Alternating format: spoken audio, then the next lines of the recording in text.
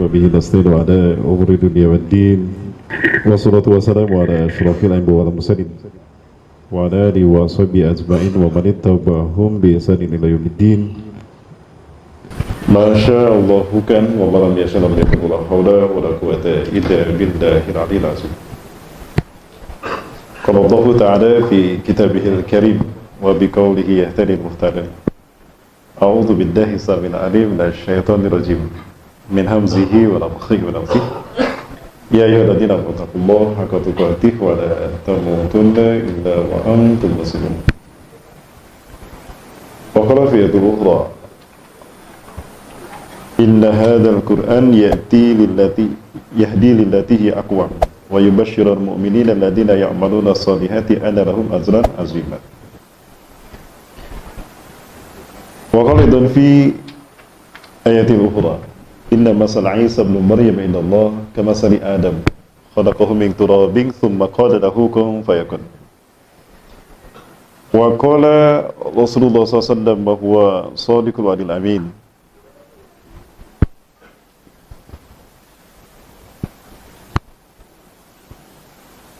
من يشهد أنه لا إله إلا الله وحده لا شريك له ويشهد أن محمدا عبده ورسوله ويشهد أن عيسى ابن مريم نبي الله ورسوله وجنة حق والنار حق حلت له الشفاعة يوم القيامة. صدق الله العظيم وصدق رسول الكريم ونحن على ذلك من الشاهدين. Puji dan syukur kita aturkan kehadirat Allah Subhanahu wa taala. Sore hari ini dengan izin Allah semata kita bisa berkumpul dalam kajian di Masjid Abu Bakar Siddiq dalam kajian umum ya. Insyaallah dalam kali ini kita akan membahas tentang Nabi Isa dan Imam Mahdi. Betul ya judulnya itu Pak? Ya, Nabi Isa dan Imam Mahdi. Insyaallah kita akan kaji sampai menjelang maghrib nanti. Ini merupakan sebuah kehormatan bagi saya pribadi bisa hadir dalam kesempatan ini dan saya bersyukur pada Allah mendapatkan kenikmatan untuk bisa bertemu bersilaturahmi dalam kajian ini. Mudah-mudahan ini bukan pertemuan pertama kita, tetapi ini adalah merupakan titik tolak dari kebersamaan kita untuk berjuang menegakkan hak sampai Indonesia bisa berkontribusi dalam kebangkitan Islam dunia. Amin. Salawat dan salam selalu dilimpahkan pada saudara kedua kita Rasulullah Muhammad SAW yang tidak pernah berdusta dengan apa yang dikatakannya, yang membuktikan bahwa semua Nabi dan Rasul menyampaikan agama Islam. Beliau menyatakan dalam hadisnya, Nahnu ma'syarul anbiya dinuna wahidun wa syara'iuna mukhtalifun. Kami para Nabi, agama kami satu, Islam, ya, Tauhid, dan juga syariat kami berbeda-beda. Ya, syariat berbeda, mafi muskilah karena para Nabi dan Rasul hidup di zaman yang berbeda. Pada hadirin kaum muslimin dan muslimat rahimakumullah yang sama-sama hadir, uhaikum bitahiyatil Islam. Assalamualaikum warahmatullahi wabarakatuh. Saya mohon maaf menggunakan whiteboard, boleh Bu Bibi? Pertama kita ingin membahas tentang bagaimana cara Allah menciptakan manusia ke dunia ini. Ada 4 cara Allah menciptakan manusia. Yang pertama, Allah ciptakan manusia dari tanah sekaligus. Ya, khalaqahu mubasyratan min tin bi aidih. Allah menciptakan manusia pertama ya dengan tangannya, dengan kekuasaan Allah, yaitu Nabi Adam alaihissalam. Ya. Ada cerita Israiliyat yang menceritakan tentang bagaimana Allah menciptakan Nabi Adam. Malaikat Jibril diperintahkan untuk turun ke bumi mengambil tanah. Ketika beliau akan mengambil tanah, bumi menjerit, "Aku tidak mau kau ambil bagian tubuhku untuk menciptakan makhluk yang akan berbuat kerusakan di punggungku." Maka malaikat Jibril kembali dengan tangan kosong kepada Allah. Lalu Allah perintahkan malaikat Mikail untuk turun melanjutkan tugas tadi. Mikail pun sama ternyata. Ya, sama tidak bisa mengambil tanah tadi. Ketika tanah mau digali, bumi mau digali, diambil tanahnya, bumi menjerit. Tidak ridho diambil bagian tubuhnya untuk menciptakan makhluk yang akan membuat kerusakan dan pertumpahan darah. Ternyata yang terakhir ini malaikat maut, malaikat Israel. Nah, malaikat Israel kan kita tahu lah kalau dia nyambut nyawa gak pilih kasih ya. Ya, kalau disuruh kalau Allah begitu-begitu. Tapi ini ceritanya Israiliyat. Ya alhamdulillah, maka pada akhirnya kemudian malaikat Israel mengambil tanah tadi. Alhamdulillah, tanah yang diambil itu bermacam-macam. Saya pernah menggali sumur, ya warna tanah itu ada yang warna coklat, ya coklatnya sawo mateng ya, selain sawo mateng. Ada coklat, kemudian warna kuning, warna putih kemerah-merahan, warna hitam bahkan. Persis warna ras manusia. Ya nggak kebayang kalau yang diambil itu warna hitam. Kita negroid semua ini. Ya diambillah tanah tadi, lalu diserahkan pada Allah, lalu Allah membentuknya. Ya, dengan kekuasaannya, maka jadilah Nabi Adam alaihissalam. Ya. Nah ini cara yang pertama Allah menciptakan manusia. Jadi tidak ada yang namanya Pithecanthropus erectus, tidak ada yang namanya Homo sapien, Mojokertensis, bohong. Kalau memang manusia lahir dari proses evolusi, kenapa kebun binatang masih penuh dengan kera sekarang? Kenapa mereka tidak berevolusi? Ya barangkali cuma Darwin sama yang lahir dari evolusi ya. Baik, itu yang pertama. Yang kedua, Allah ciptakan manusia itu dari tulang rusuk Nabi Adam alaihissalam.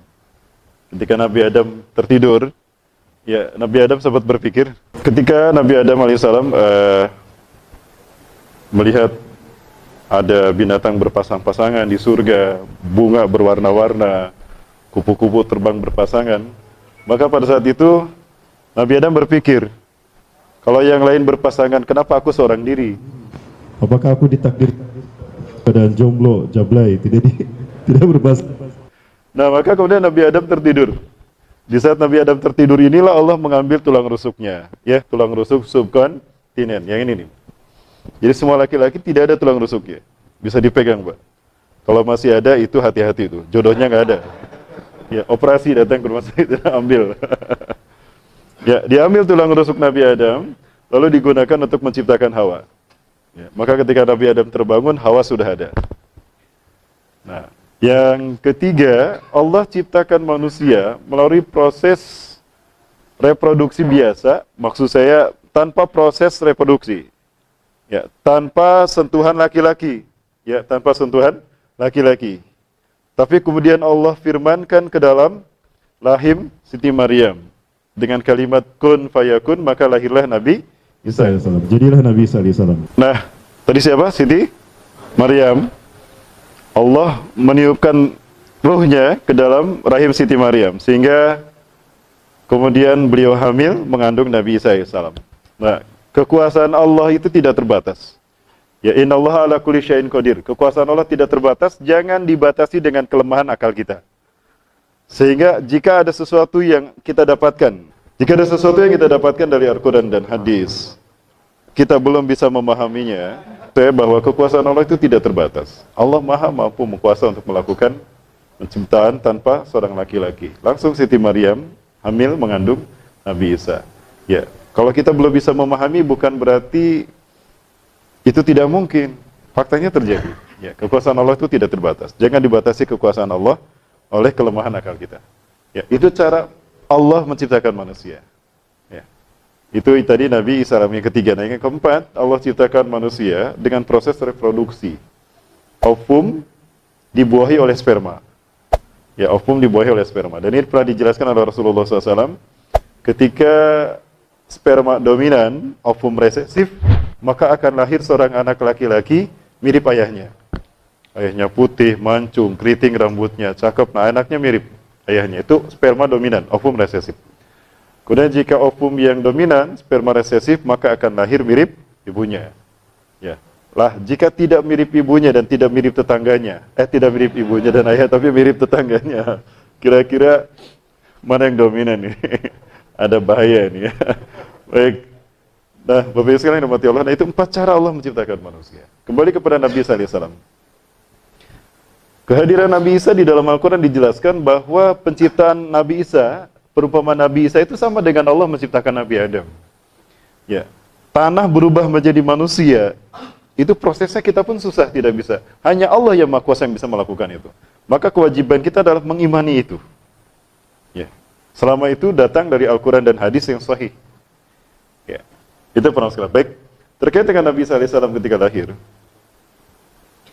Kenapa Allah menciptakan Nabi Isa tanpa dari Siti Maryam tanpa sentuhan seorang laki-laki, tanpa seorang ayah? Adalah untuk membuktikan bahwa Allah Subhanahu wa taala tidak menjelma menjadi manusia. Sebagaimana klaim orang-orang Yahudi. Ya. Kalau Bapak Ibu lihat salib yang ada patungnya, nah, mulai ini. Salib yang ada patungnya. Itu salib milik orang Katolik. Di atasnya ada tulisan Indri. Ya. Ada yang pernah lihat itu? Ada tulisan Indri kan? Ada yang tahu apa arti Indri? Indri. Indri ini artinya adalah penjelmaan.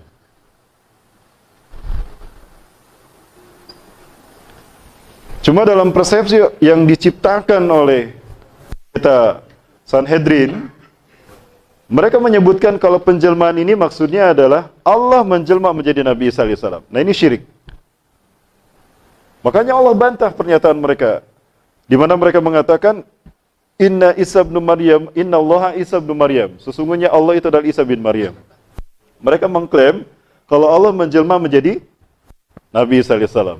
Atau orang-orang Kristen menyebutnya Yesus Kristus. Itu bohong, tidak benar. Yang dimaksud dengan Indri sebagai penjelmaan adalah bukan Allah yang menjelma menjadi Yesus. Bukan Tuhan yang menjelma menjadi Yesus. Tapi Allah serupa Yudas Iskariot menjadi Isa bin Maryam.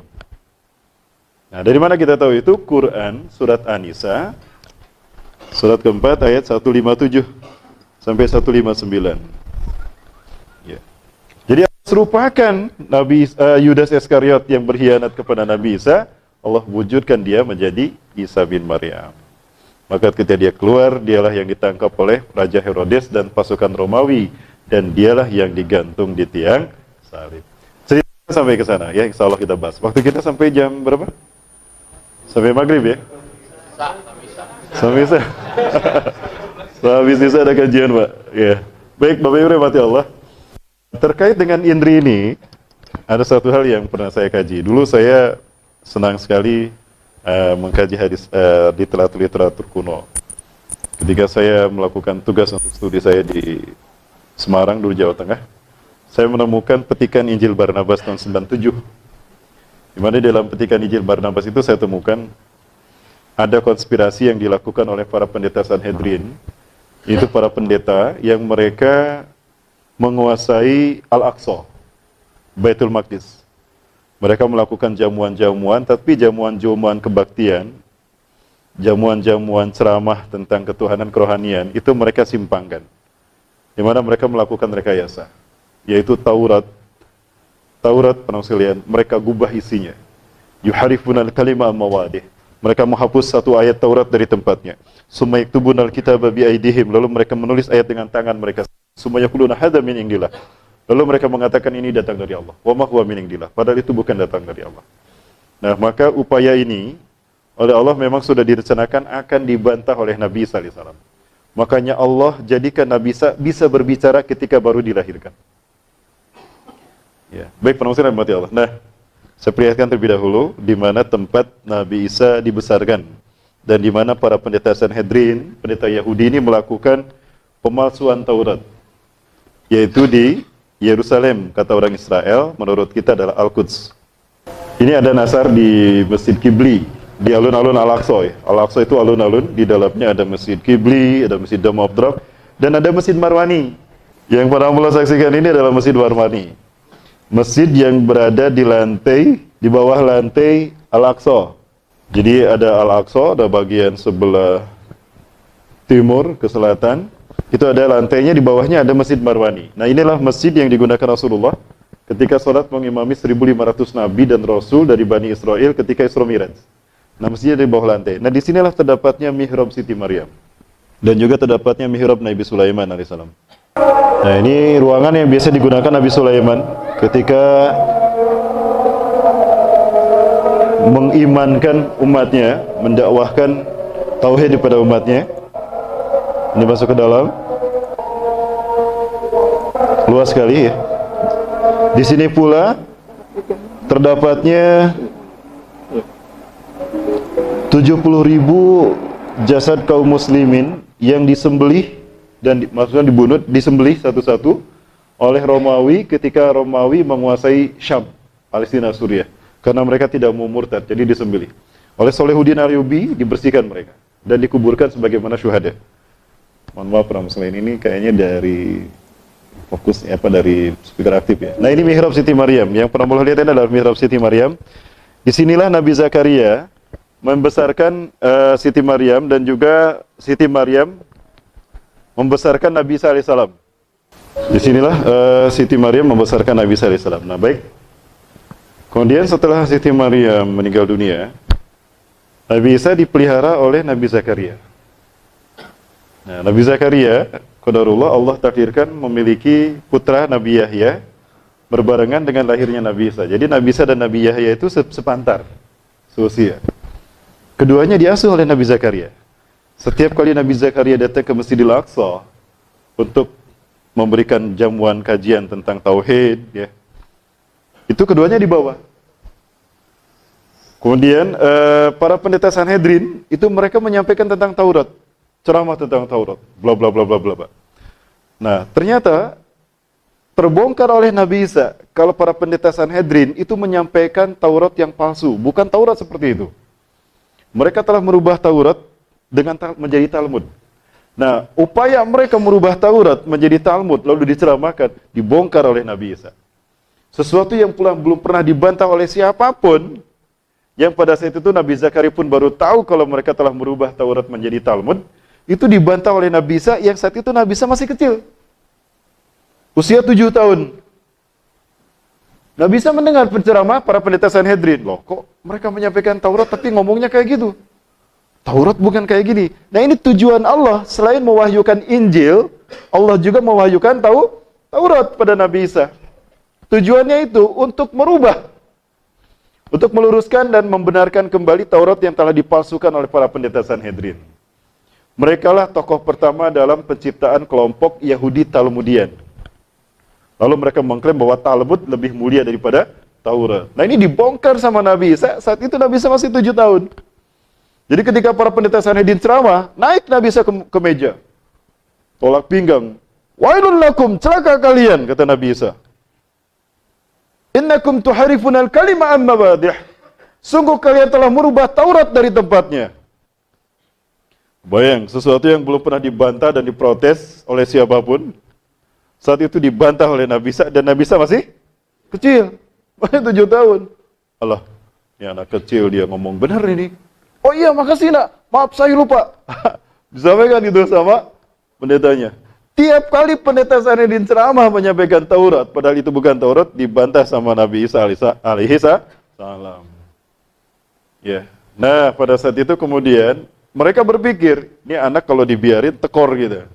Ketahuan kita telah memasukkan Taurat menjadi Talmud. Nah, kumpul mereka tuh. Nah, diputuskanlah Nabi Isa akan dibunuh,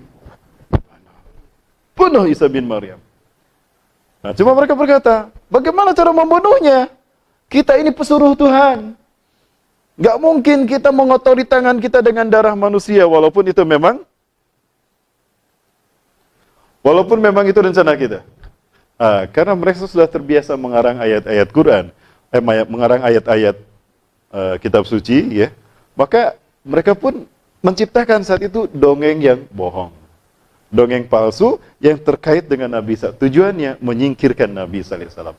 Maka diciptakanlah sebuah dongeng. Pernah mendengar dongeng ini? Doktrin Tuhan bingung.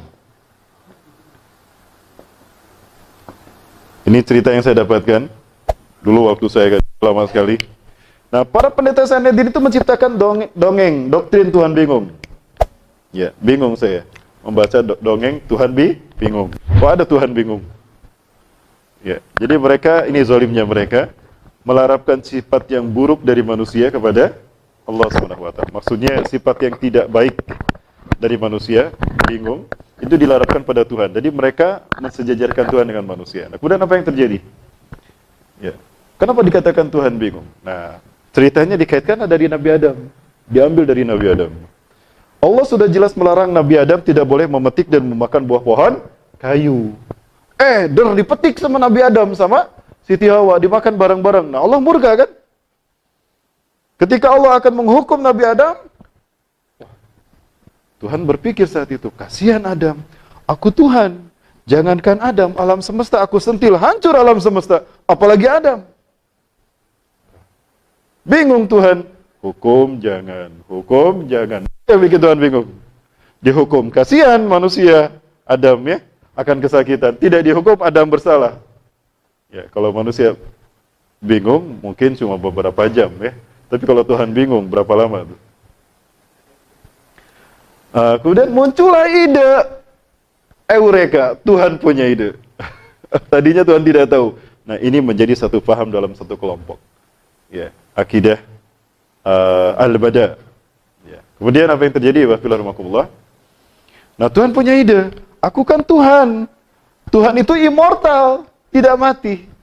Kalau begitu, aku saja yang dihukum, jangan Adam. Akhirnya diputuskanlah, Tuhan menjelma menjadi Yesus Kristus. Jibril, sini Jibril. Baik Tuhan. Catat maklumat Tuhan. Baik Tuhan. Jibril buka laptop, ketik maklumat Tuhan. Titik 2. 1, Tuhan menjelma menjadi manusia. Apa maksudnya? Menggantikan hukuman Adam diterima oleh Tuhan. Tidak diberikan pada Nabi Adam.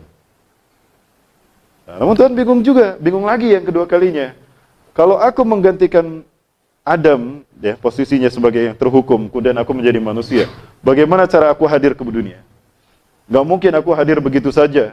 Orang-orang gak akan percaya kalau aku ini anak manusia. Oh, berarti aku harus lahir secara normal. Jibril, nomor 2 Jibril. Tuhan lahir secara normal. Ya. Setelah Tuhan memutuskan untuk lahir secara normal, bingung lagi yang ketiga. Siapa wanita yang layak melahirkan? Tuhan.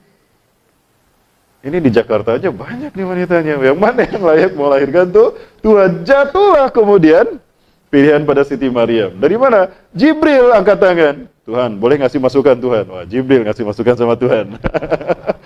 Beginilah zalimnya mereka, pendeta Sanhedrin. Mereka mengarang cerita dan memposisikan Allah sebagaimana makhluk. Subhanallah amma yasifun. Subhanallah amma yusyrikun. Tuhan, dulu engkau pernah mengutus aku ke Bethlehem. Di Nazaret ada putri Imran yang suci yang tidak pernah tersentuh oleh siapapun. Dia selalu beribadah kepadamu Tuhan, dan dia berada di mana tadi? Di mihrab dan dipelihara oleh Nabi Zakaria. Ya, berada di mihrab tadi di sini. Ya. Siapa namanya Jibril? Masa Tuhan tidak tahu? Nanya sama Jibril. Maryam binti Imran Tuhan. Jibril. Ihbit ilal ardi kullaha li'annani sa'angfuhu min ruhi ilaiha. Jibril, turun kamu ke dunia. Sampaikan pada Maryam, aku akan meniupkan sebagian ruhku ke dalam rahimnya.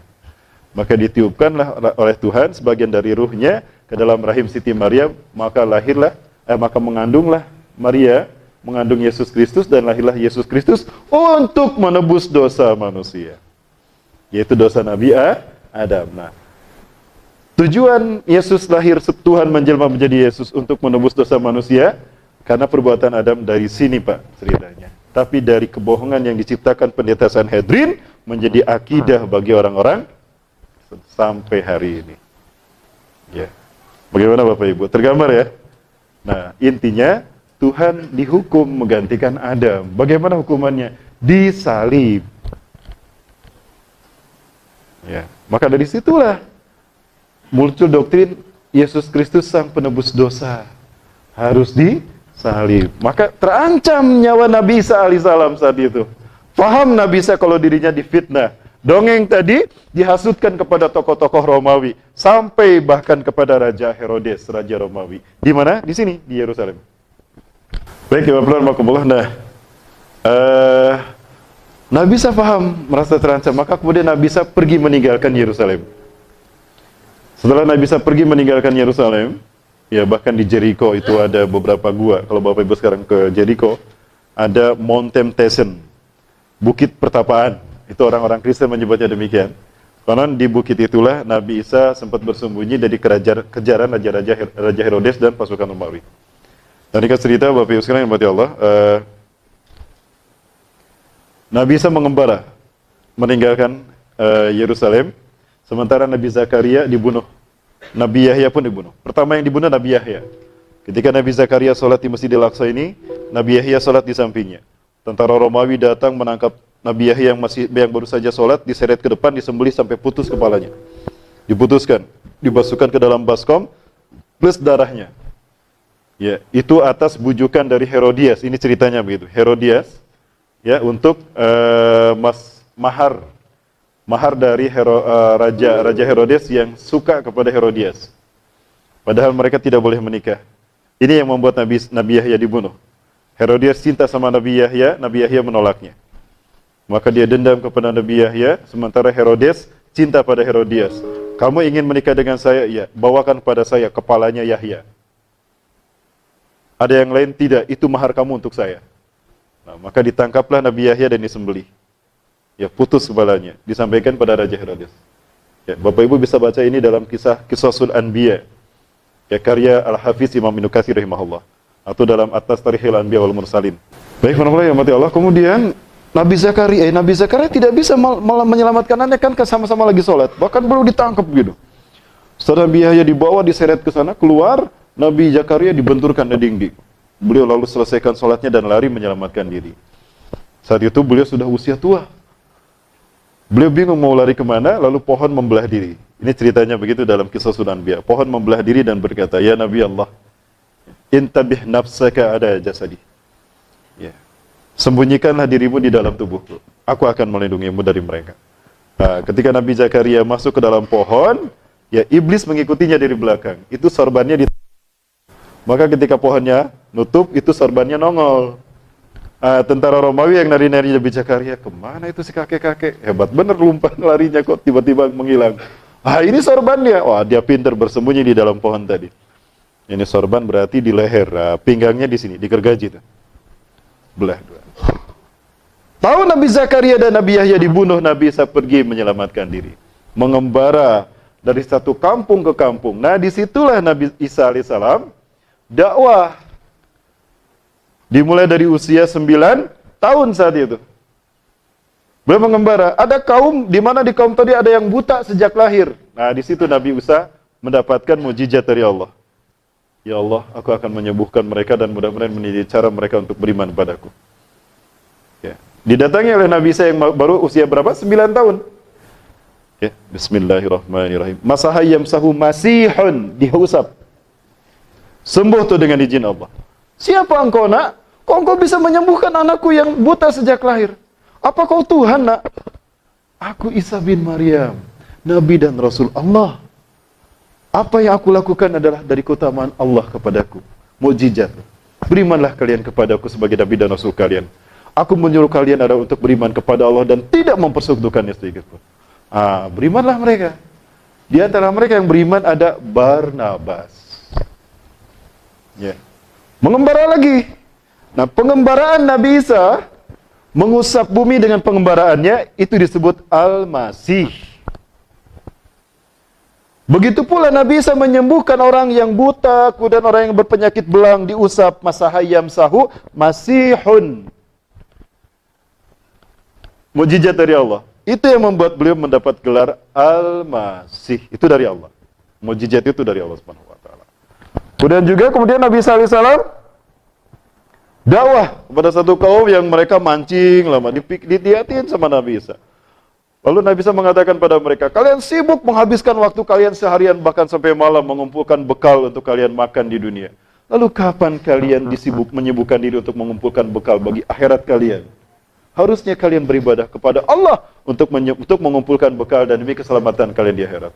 Siapa engkau, nak? Kok kamu bilang kayak orang dewasa? Aku Isa bin Maryam, Nabi dan Rasulullah. Dakwah lagi di situ. Berimanlah mereka. Ada di antara mereka yang bernama Yakobus. Beriman juga. Dalam pengembaraan tadi berimanlah orang-orang, maka terciptalah umat Nasrani. Di antara mereka ada 12 orang yang terus mengikuti Nabi Isa alaihissalam sampai Nabi Isa diangkat ke langit. 12 inilah yang disebut dengan Hawariyun. Ini kisahnya, mengembara Nabi Isa sampai pada pengembaraan terakhir. Sampai pada pengembaraan terakhir Nabi Isa alaihissalam. Herodes yang dihasut oleh raja-raja, oleh para pendeta Sanhedrin untuk menangkap Nabi Isa karena memfitnah, mengira bahwa Nabi Isa itu adalah Yesus Kristus, Tuhan yang menjelma menjadi manusia untuk menebus dosa manusia. Ya, dikejar-kejar Nabi Isa. Seseorang dari pengikut Nabi Isa, Hawariyun, yang berjaga-jaga lari. Ya. Wailun lana, intabihu antum wa anta ya Isa bin Maryam Rasulullah. Celaka kita. Harusnya kita bersembunyi dan Anda pun Nabi Allah harus bersembunyi. Kenapa? Aku melihat Herodes dan tentara Romawi di bawah pimpinannya dan juga para pendeta Sanhedrin datang untuk menangkap kita. Ya. Wah, betul juga. Anda harusnya bersembunyi, wahai Nabi Allah. Betul, aku akan bersembunyi. Kalian juga bersembunyi. Nah, sebelum Nabi Isa dan para Hawariyun ini berpisah, di situ Nabi Isa mengambil sumpah pada mereka. Di dalam surat As-Saff Allah sebutkan kan, ada di dalam Quran surat As-Saff, Isqala Isa bin Maryam lil hawariyina man ansari ilallah. Qala nahnu ansarullah. Nah, mereka menyatakan akan menolong Nabi Isa. Artinya, ketika Nabi Isa nanti sudah tidak ada diangkat, mengalami sesuatu, menghilang, meninggalkan mereka, siapa yang akan membantuku menyebarkan agama Allah ini? Maka Hawariyun mengatakan, kami adalah penolong-penolong Allah. Perhatikan para hamba Allah.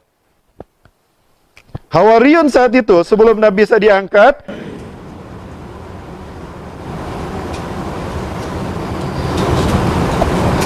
yang berjumlah 12 orang, mereka mengatakan, kami penolong Allah.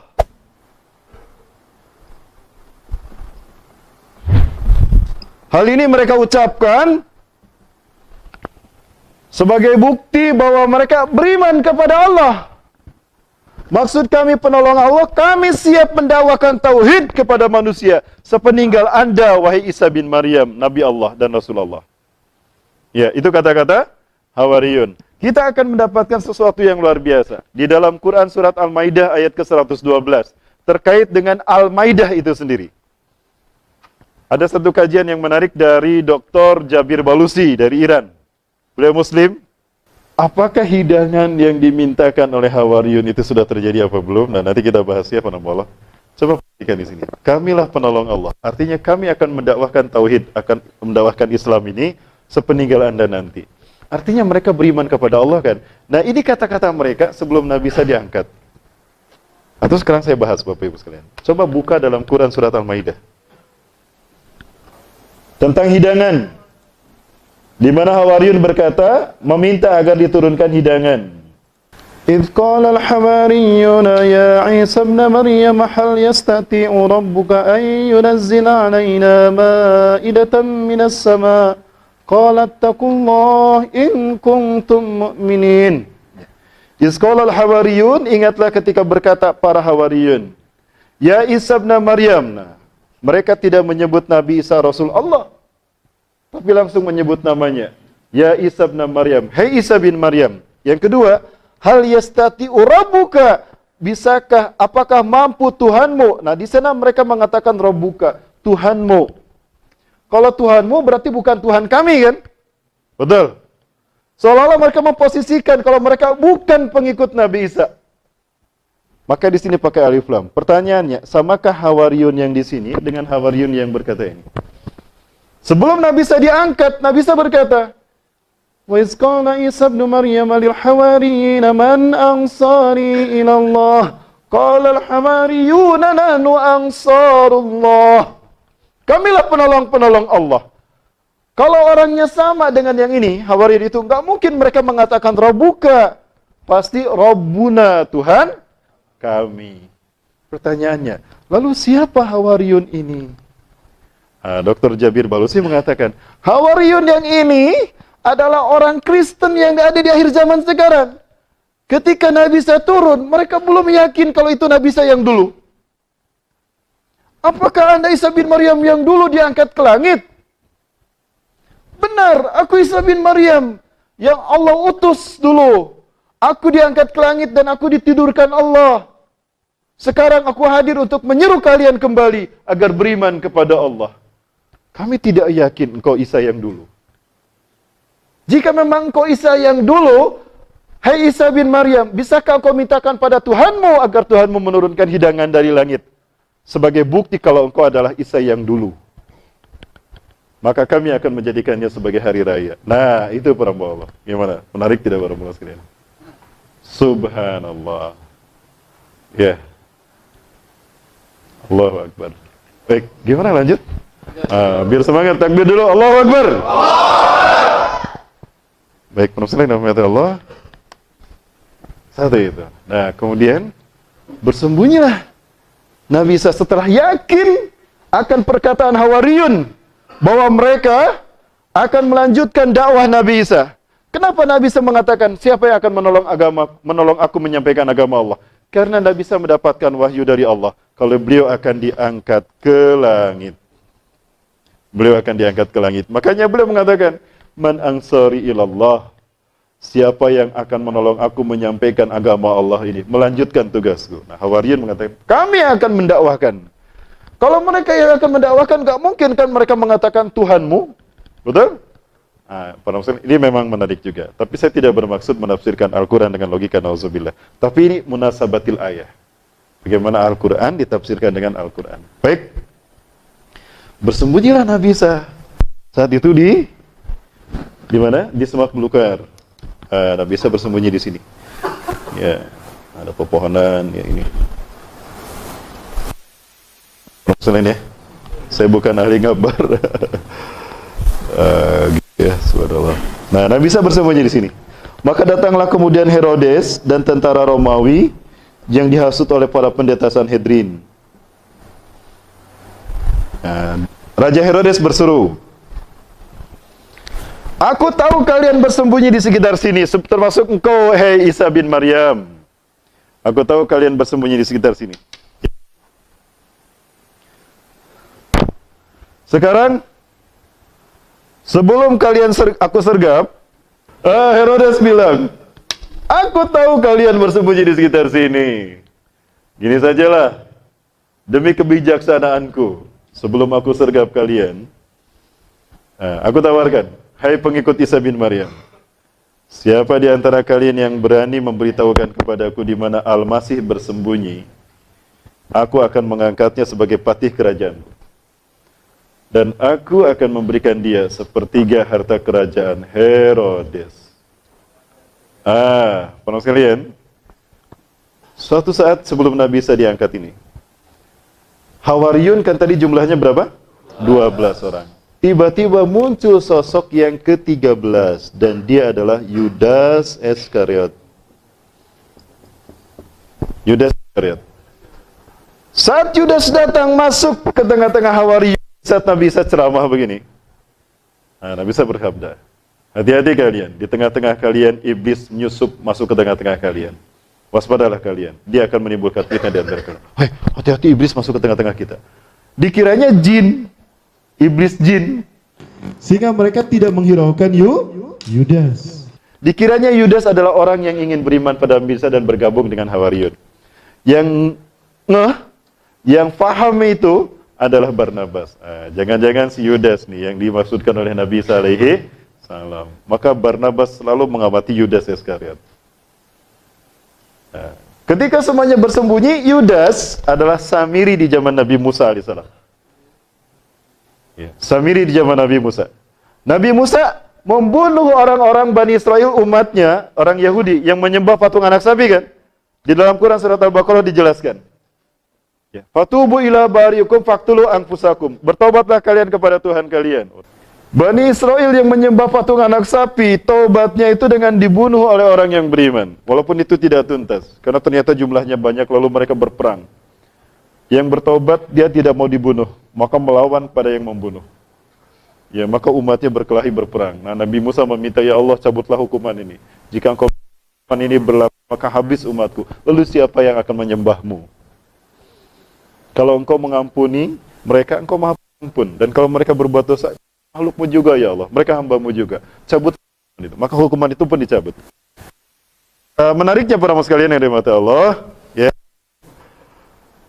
Yang menyembah patung anak sapi, tobatnya dibunuh. Labi angkeroknya, Samiri, kenapa tidak dibunuh? Malah diusir oleh Nabi Musa kan? Karena yang membunuhnya bukan Nabi Musa. Nanti Nabi Isa alaihi salam di akhir zaman. Ini clue bagi kita kalau Samiri adalah Yudas Iskariot.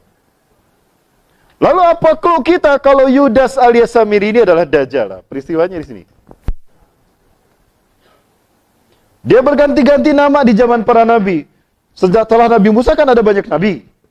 Dia masuk ke tiap para nabi menimbulkan fitnah. Berganti nama untuk menutupi jejaknya. Di zaman Nabi Isa dia bernama Yudas.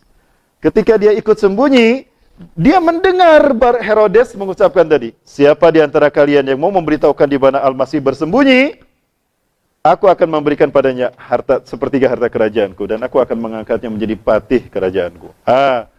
Yudas Iskariot alias Dajjal, dia butuh harta untuk keliling dunia. Dan dia butuh kekuasaan untuk mempengaruhi manusia. Pucuk dicinta ulam tiba, keluar dia memberitahukan di mana Nabi Isa bersembunyi. Isa bin Maryam ada di sini. Baik. Keluar dia. Aku tahu di mana Isa bin Maryam bersembunyi. Benar nih. Ikuti aku, kata Yudas. Ya, maka Herodes bilang, "Hai pasukanku, ikuti Yudas. Tangkap Isa bin Maryam." Maka mereka kemudian Yudas akan masuk ke tempat Nabi Isa bersembunyi. Yudas masuk duluan untuk memastikan apakah Isa bin Maryam ada di dalam. Di saat Yudas masuk ke dalam, Allah berfirman kepada Nabi Isa. Quran surat Ali Imran ayat 55. A'udzubillahi minasyaitonirrajim. Idz qala Allahu ya Isa inni mutawaffika. Idz qala Allahu ya Isa inni mutawaffika. Ingatlah ketika Allah berfirman, "Hai Isa, aku akan menidurkan kau." Wafat di sana artinya bukan mati, tidur. Wafat itu adalah kalimat mustarokah, satu kata banyak arti. Di dalam bahasa Arab ada kalimah mutarodif, ada kalimat mustarokah. Mutarodif banyak kata artinya satu. Ro'a melihat, nazara melihat, basara melihat, itu mutarodif. Kalau mustarokah satu kata banyak arti. Kataba menulis, kataba mewajibkan, kataba menetapkan. Wafat pun sama. Wafat itu bisa berarti mati dan juga bisa berarti tidur, bisa berarti pingsan. Contohnya Quran surat Al-An'am ayat ke-60. Surat ke-6 ayat ke-60 Allah berfirman, A'udzubillahi minasyaitonirrajim. Wa huwal ladzi yatawaffakum bil-lail wa ya'lamu ma jarahtum fin nahar. Dan dialah Allah yang mengetahui, yang menidurkan kamu di waktu malam. Mutawaffakum bil-lail, yatawaffakum bil-lail. Dialah Allah yang menidurkan kamu di waktu malam. Wa ya'lamu ma jarahtum fin nahar. Dan Allah Maha mengetahui apa yang kalian lakukan di siang hari. Wafat di sana artinya tidur. Surat Ali Imran ayat 55. Iz qala Allahu ya Isa inni mutawaffika. Ya, kalau kita lihat nih surat Ali Imran ya, kita lihat saja. Baik, Allah. Sebelum Yudas masuk ke sini, Allah berfirman pada Nabi Isa. Iz qala Allah, ingatlah wahai Muhammad ketika Allah berfirman, ya Isa bin Maryam, ya Isa, hai Isa, ini mutawaffika, sesungguhnya aku akan menidurkan engkau. Nabi Isa tidak mati, Pak, tapi ditidurkan. Wa rafiuka ilayya, dan aku akan mengangkat engkau ke sisiku. Diangkat ke sisi Allah. Berarti sekarang Nabi Isa ada di mana? Di sisi Allah. Dalam kondisi bagaimana? Tidur. Bisakah tidur ribuan tahun? Ribuan tahun hitungan kita di dunia. Lah satu hari di sisi Allah berapa lama? Kana miqdaru yaumihi alfasanatim mimma ta'udun. Ka alfasanatim mimma ta'udun. Satu hari di sisi Allah 1000 tahun yang kalian hitung di dunia. Sekarang 2019 di sisi Allah berapa hari? 2 hari. Lah Nabi Isa baru tidur 2 hari kok. Nyambung tidak? Yakin Nabi Isa masih hidup? Lagi tidur sekarang. Nanti akan Allah turunkan. Kapan? Kita hitung. Jangan kemana-mana. Tetap bersama saya yang selain satu ini. Lanjut ya. Nah. Wa mutahhiruka minal ladzina kafaru, dan aku akan membersihkan namamu dari orang-orang kafir. Dajjal, Samiri alias Yudas yang kemudian bergelar Dajjal, dia menebarkan fitnah terkait Nabi Isa. Dia punya mujizat Nabi Isa juga. Lalu dia katakan, akulah Yesus Tuhan. Jadi dia memfitnah Nabi Isa itu Tuhan.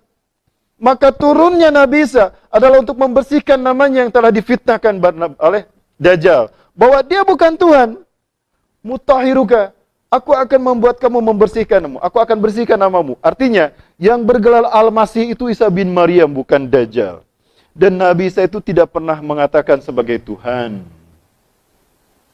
Nah, inilah yang kemudian menjadi kesadaran massal yang muncul dalam benak para gerejawan hari ini. Di Eropa, Pak, ada katedral yang membahas materi seperti kita. Coba tidak viral. Lah kalau saya pasti viral dan saya dipanggil nanti. Saya perlihatkan ya. Sekarang gereja mereka membahas hal seperti ini. Hal semacam ini mengakibatkan orang-orang sadar, oh ternyata agama kita keliru.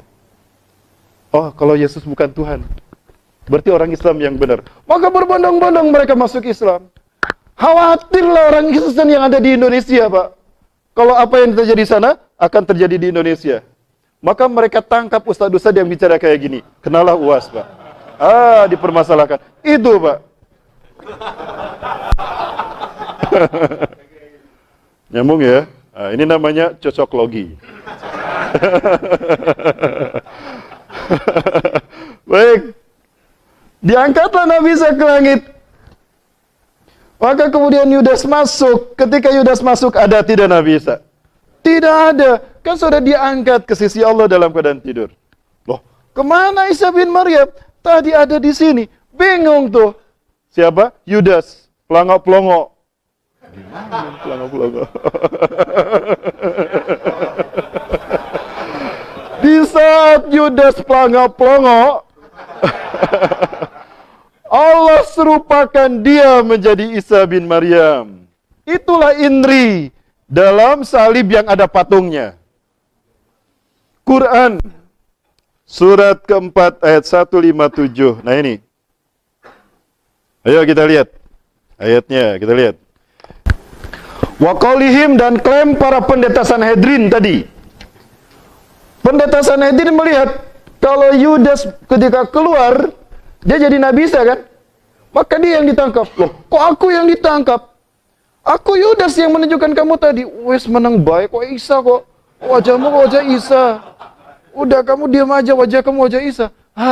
Bingung Hawariyun tuh saat itu. Nabi Isa ditangkap, Nabi Isa ditangkap. Karena betul-betul berubah menjadi Nabi Isa.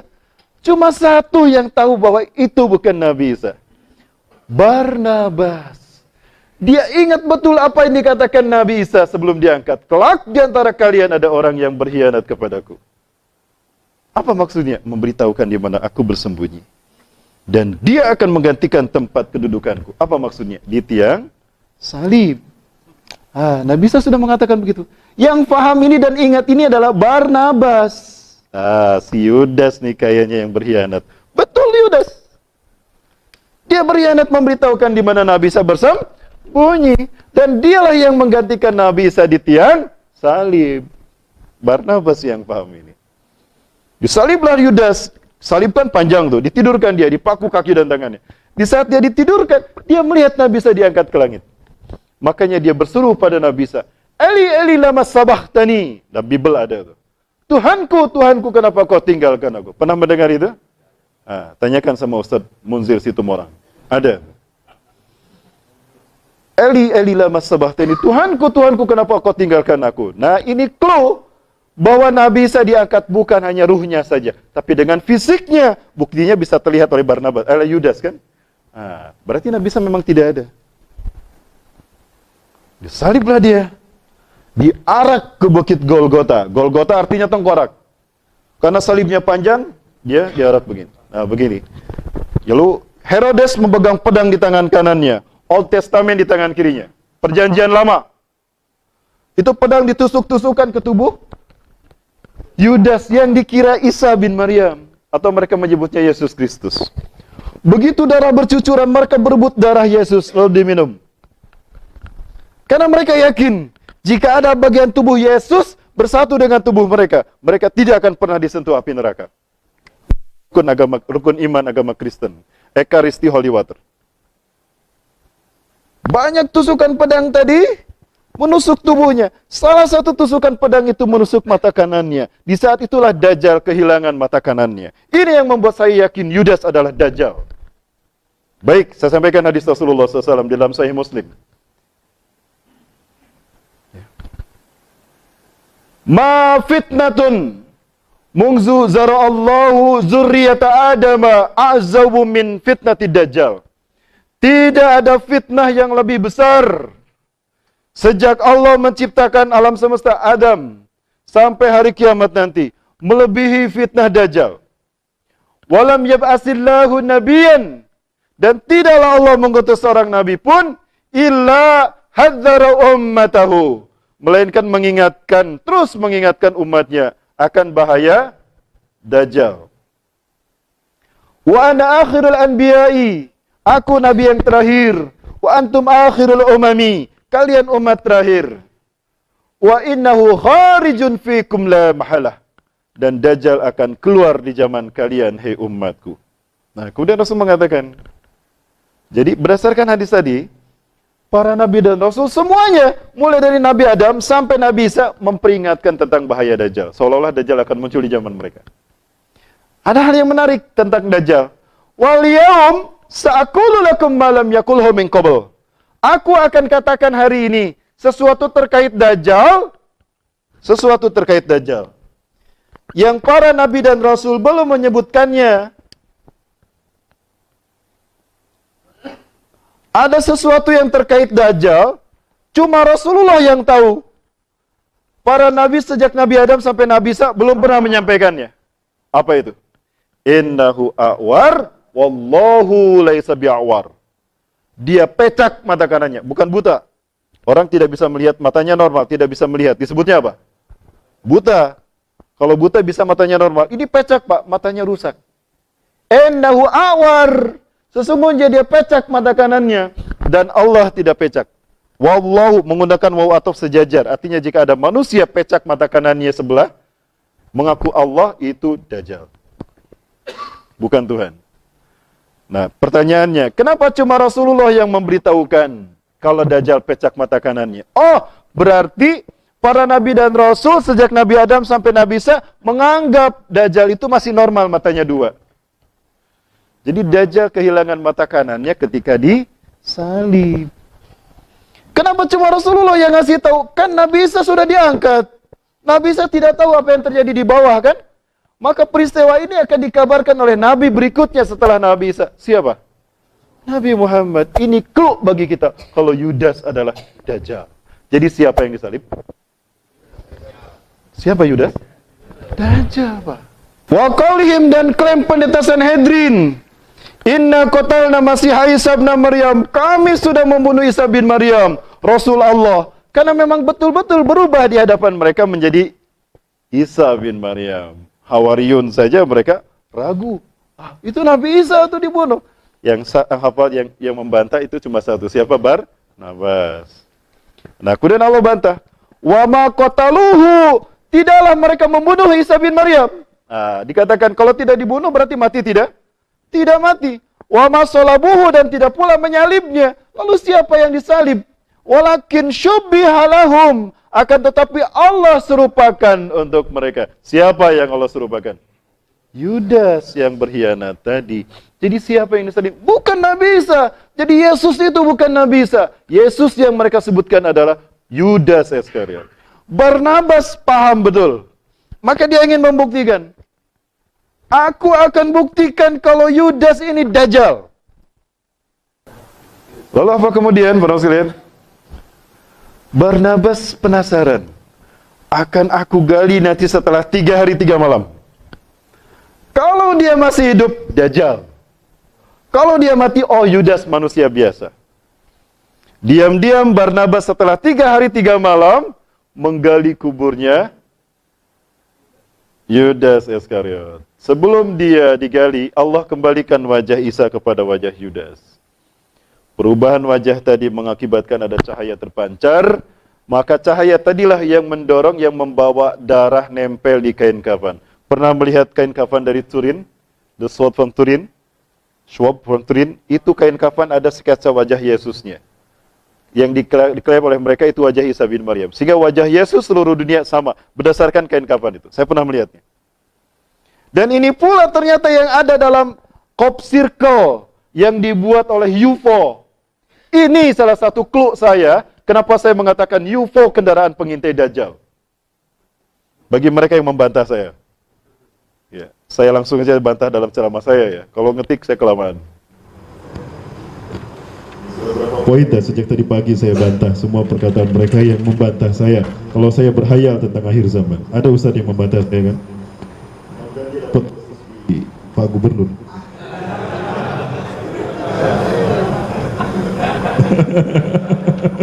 Hati-hati, fitnah akhir zaman membuat orang berganti akidah dalam sehari. Saking dahsyatnya fitnah akhir zaman. Yusbihu rajulun mu'minan wa yumsi kafiran wa yumsi mu'minan wa yusbihu kafiran. Paginya beriman, sorenya kafir. Sorenya beriman, paginya kafir. Yabi'u dinahu bi'ardi minad dunya, menjual akidahnya demi pangkat, jabatan dan harta. Dan harta dunia. Diundang ke istana untuk hadir, cuma necklace aja, kasih amplop isinya 15 juta. Cuma diundang aja.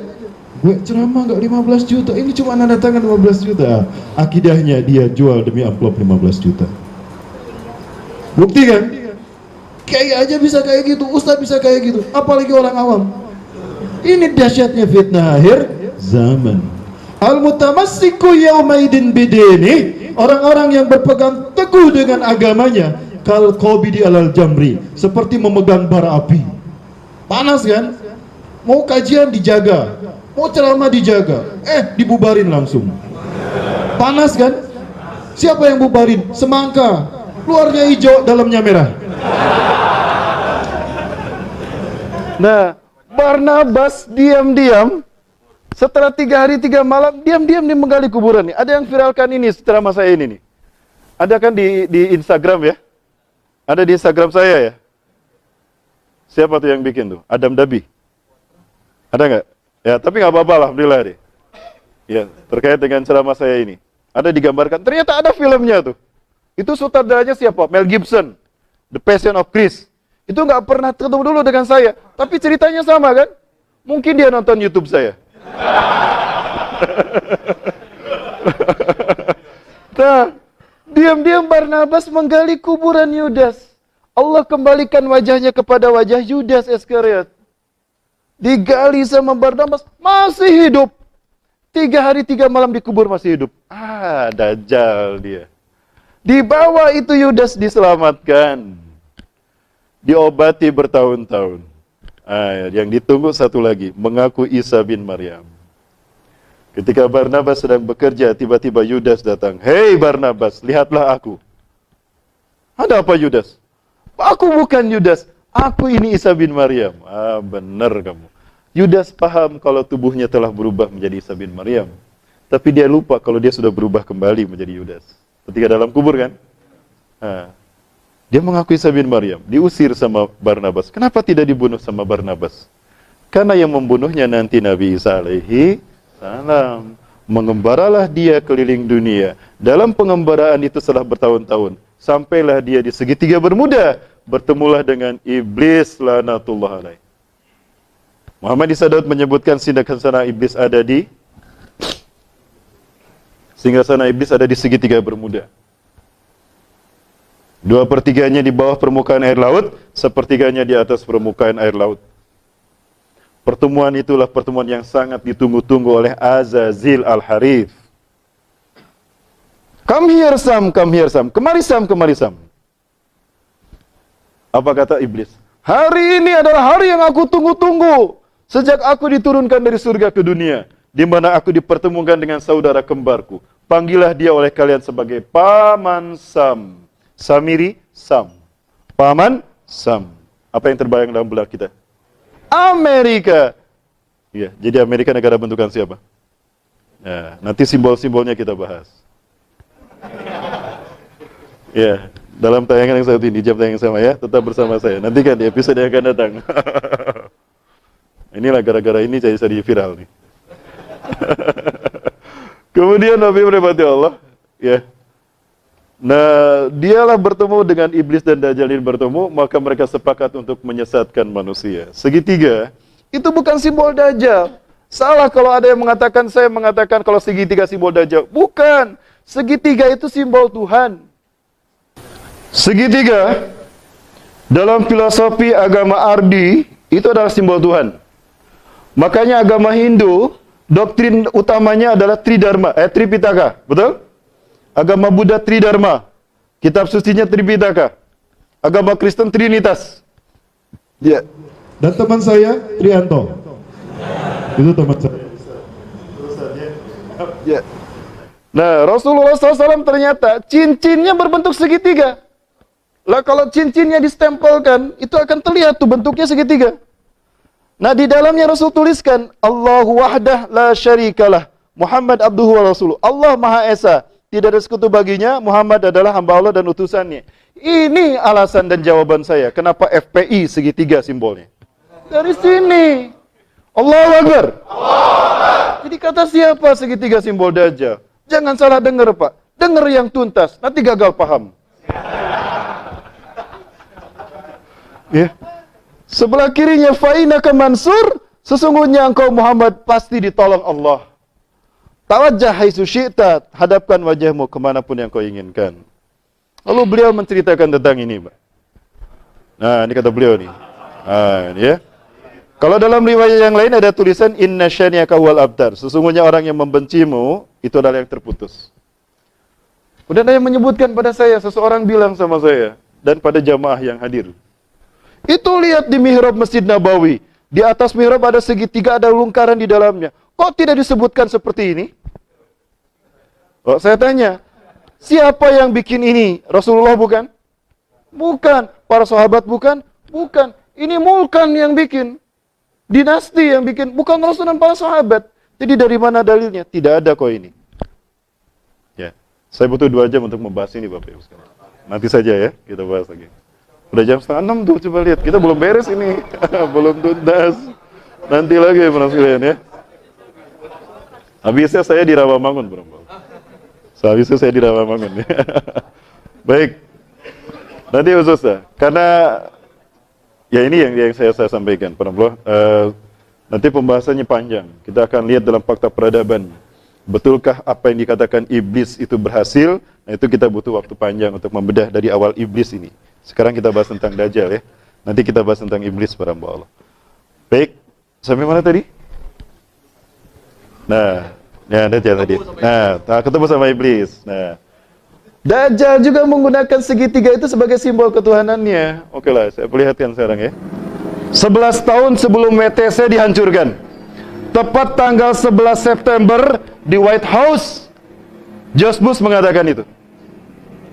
11 tahun kemudian, anaknya George Walker Bush mewujudkan itu dalam bentuk WTC dihancurkan. Ingat, WTC dihancurkan bukan oleh Usama bin Laden, bukan oleh Al-Qaeda, dan tidak ada kaitan dengan Afghanistan dan Saddam Hussein. Itu diciptakan orang dalam Amerika sendiri.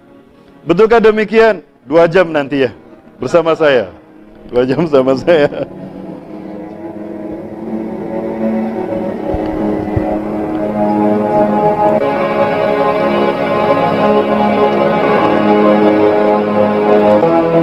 Nah, ini film Passion of Christ karya Mel Gibson. Itu Barnabas, itu Yudas yang tadi di belakang. Nah, ini Yudas nih. Ini tentara Romawi. Itu kisah yang saya jelaskan di sini. Mel Gibson bikin filmnya seperti ini. Vatikan marah, maka melarang film ini beredar karena membongkar siapa yang sesungguhnya pendeta Sanhedrin dan siapa Vatikan yang sesungguhnya. Inilah Vatikan yang sesungguhnya, para muslim. Perhatikan, para Allah. Di seluruh dunia, gereja biru di Bratislava, Slovakia, segitiga satu mata. Ini simbol Tuhan mereka. Segitiga satu mata. St. Anne Church di Hongaria, segitiga satu mata. Bagian dalamnya, segitiga satu mata. Di Amerika, New Jersey, segitiga satu mata.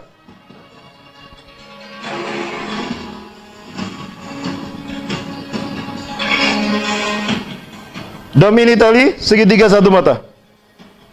Peleven.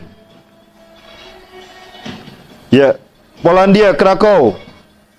Warsawa, segitiga satu mata. Ya. Prague Church di Republik Czech, Utah, Amerika. Ya. Di Prancis, segitiga satu mata. Di mana-mana, bahkan di Vatikan juga ada. Bahkan di Sepongebob juga ada. Begini cara mereka memasukkan doktrin sesat ini pada anak-anak kita. Hati-hati. Halus mereka. Nah, ini diperhatikan. Segitiga satu mata. Ini yang membuat saya mempermasalahkan kilometer 88. Loh, para hamba Allah ketika melihat yang di kilometer 88, yang terbayang apa? Yang terbayang saya, ini yang ada di katedral seluruh dunia, yang terafiliasi kepada Katolik Vatikan. Itu ada konspirasi, para hamba Allah. Siapa yang matanya satu? Dajjal tadi. Segitiga itu simbol Tuhan. Yang bermata satu itulah Tuhan. Betul?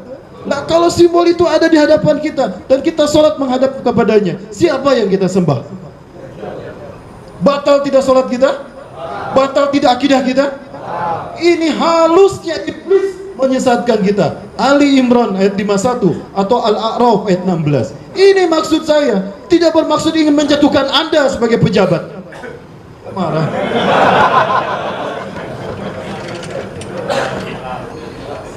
Harusnya Anda takut kalau ternyata perbuatan itu menyesatkan umat. Pertanggungjawabannya di akhirat bagaimana? Hanya karena jabatan yang dibatasi dengan periode 5 tahun.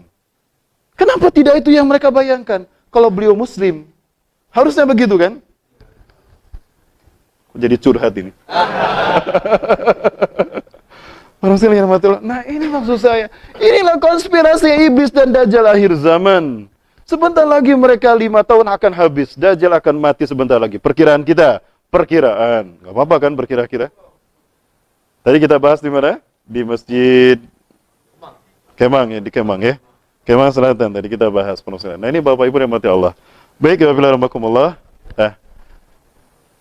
maka semua ini insya Allah akan Allah hancurkan.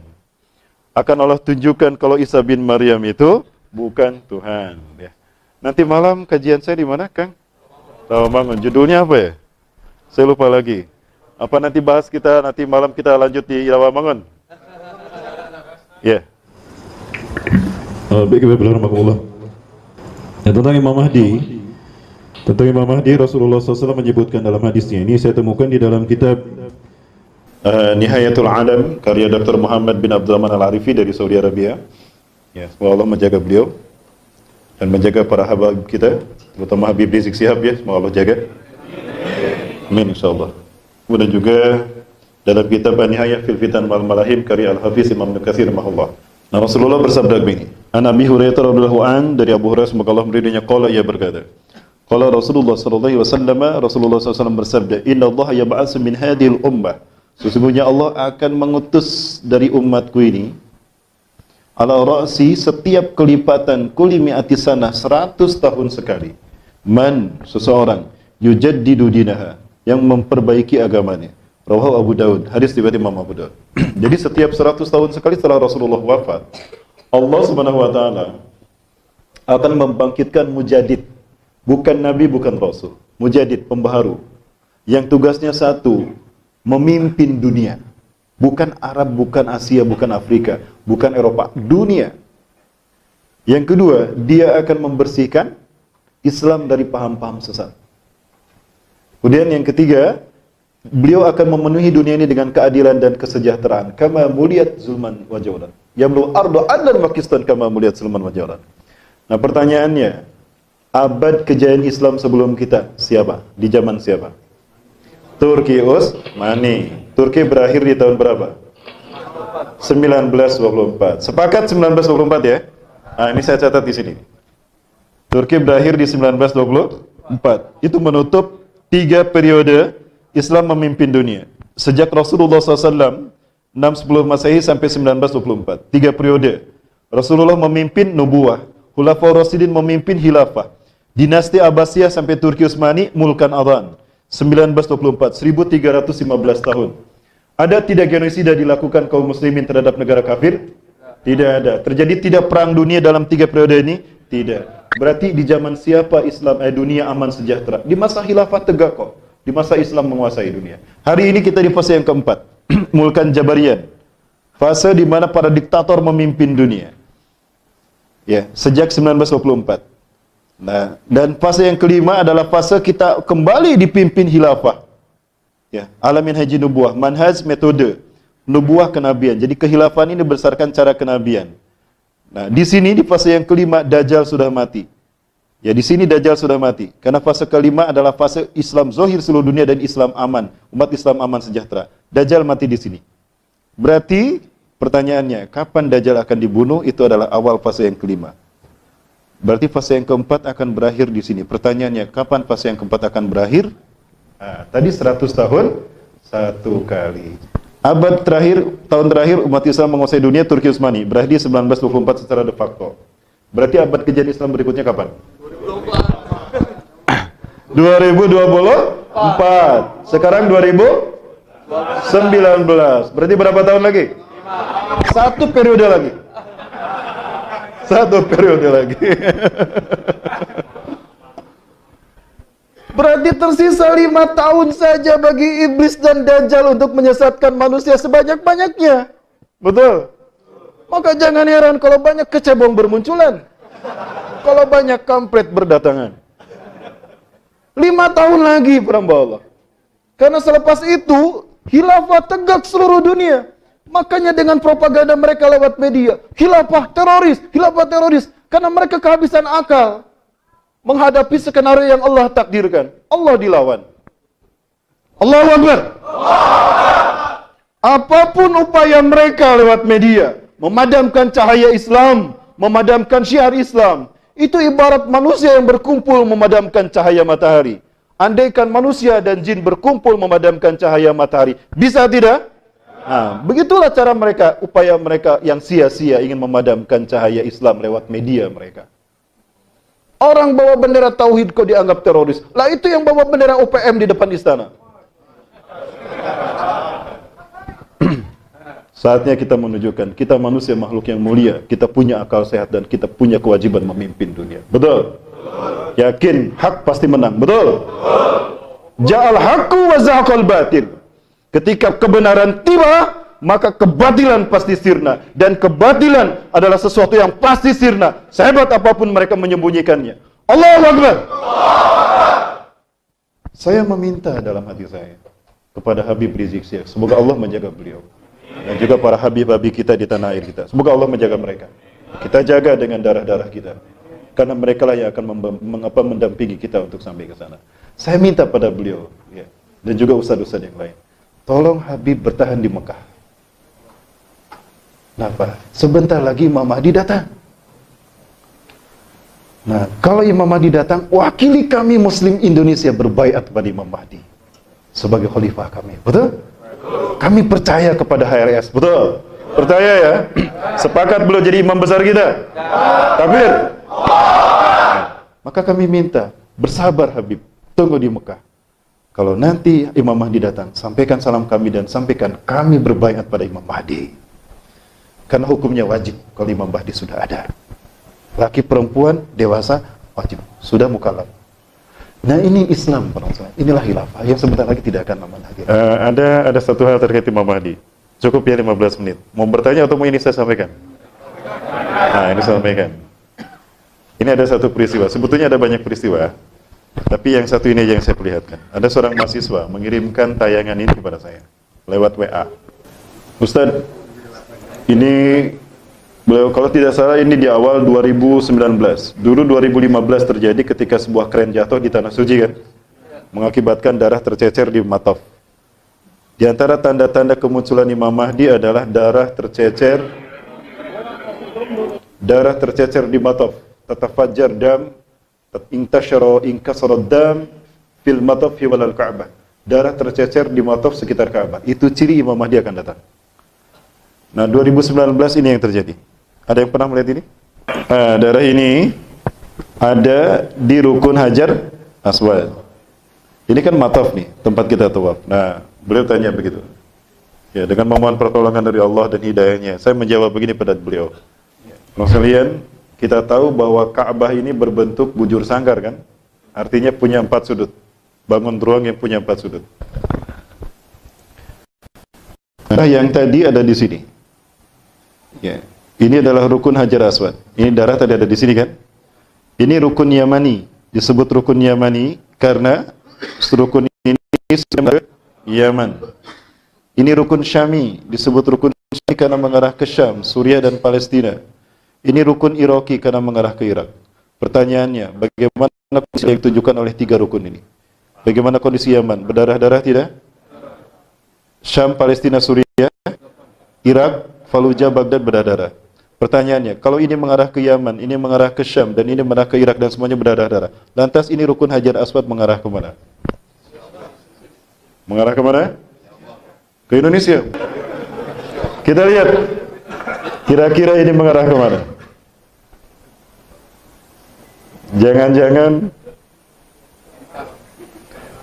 ke sini.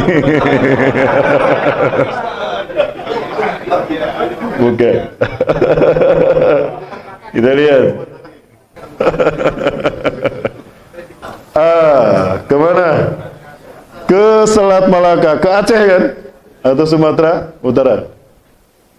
Para sekalian, lupakah kita kalau Rasulullah pernah bersabda, "La taqumu sa'atu hatta tuqatilu qauman sigaral ayun juluduhum ahmar zungfal unuf wa wujuhum kal majanil mutraqah." Kiamat tidak akan terjadi sehingga kalian akan berperang dengan satu bangsa, sipit mata mereka, merah kulit mereka, pesek hidung mereka. Pesek itu ukuran kita. Rasulullah kan mancung. Nah, kita ini pesek kata Rasulullah. Kalau ukurannya mancung kita, lah peseknya kayak gimana? Habis dong hilang hidungnya. Pesek hidungnya dan lebar wajahnya. Bangsa mana? Jangan terlalu keras, Mas. Sudah datang belum mereka? Langsung lihat. Lihat Afrika. Negara sekelas Angola sekarang masjid hancur. Silakan cari di Angola masjid yang masih utuh. Kemudian umat Islam diberikan 2 pilihan. Murtad dari agama Islam dan pilih agama lain, asal jangan Islam. Kalau tidak tetap beragama Islam, keluar dari Angola. Dan sekarang mata uang Angola adalah yuan. Afrika sudah mereka kuasai, Nigeria, Uganda, Afrika. Eropa, Cina tawan memberikan pengaruh dalam hal penguasaan ekonomi. Amerika hutangnya banyak sama Cina. Ya. Di Jeddah ada komunitasnya juga, Cina tawan. Nah, sekarang Asia. Kunci Asia, Indonesia. Dan kunci menguasai Indonesia adalah Selat Malaka. Jika Selat Malaka jatuh kepada mereka dengan proyek obor mereka, One Belt One Road, maka obsesi Xi Jinping untuk menciptakan Cina Raya berhasil. Maka Prancis, Inggris, Amerika, Australia, dengan NATO di bawah bendera NATO, mereka menyimpan pasukan militernya di sini, agar Selat Malaka tidak jatuh ke Cina. Maka akan berebut mereka dengan Cina, berebut Selat Malaka. Artinya mereka akan perang di negara kita. Lalu yang berdarah-darah siapa? Ini persoalannya. Nah, apakah ini isyarat Imam Mahdi akan ada? Sepertinya. Lalu kapan datangnya? Nanti kan di saat yang akan datang, episode yang akan datang. Barangkali itu dulu yang dapat saya sampaikan, lebih dan kurangnya mohon maaf. Bagi mereka yang merekam, tolong diedit dulu ya.